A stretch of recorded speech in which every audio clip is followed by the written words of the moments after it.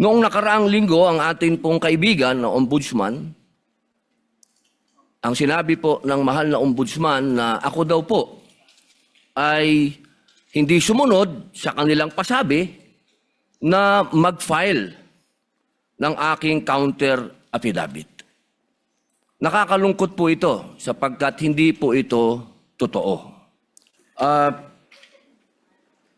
Aming mga kasama, ako po'y humihingi ng paumanhin sapagkat dito pong nakaraang linggo, lumabas po sa mga balita na may aligasyon na ako daw po ay hindi sumusunod sa batas.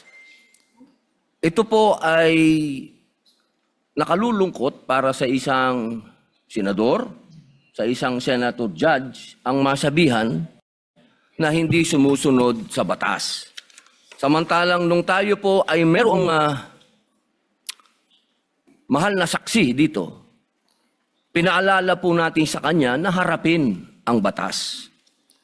Noong nakaraang linggo, ang atin pong kaibigan na ombudsman, ang sinabi po ng mahal na ombudsman na ako daw po ay hindi sumunod sa kanilang pasabi na mag-file ng aking counter affidavit. Nakakalungkot po ito sapagkat hindi po ito totoo. Inaamin ko po sa inyo kung ICC lang, hindi po talaga ako susunod. Hindi ako magpapasakop sa ICC.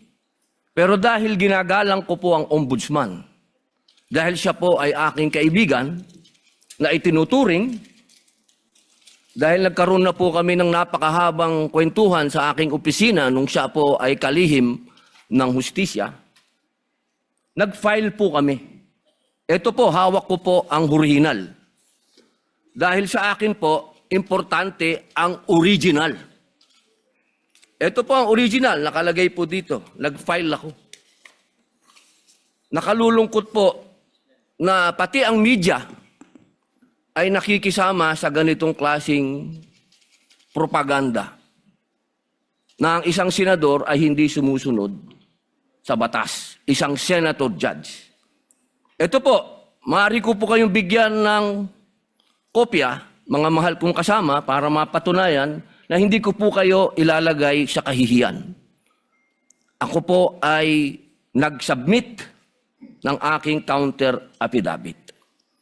At ganun din po, humihiling din po ako sa aking mga kasama, lalong-lalo na po sa aking kaibigang Ginoong Pangulo, na sa mga ganitong pagkakataon, hinihingi ko po na tulungan din po ninyo kami.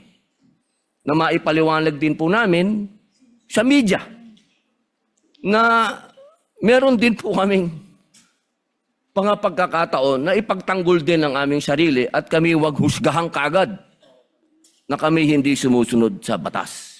Yun lamang po, Ginoong Pangulo at tagapangulong hukom. Maraming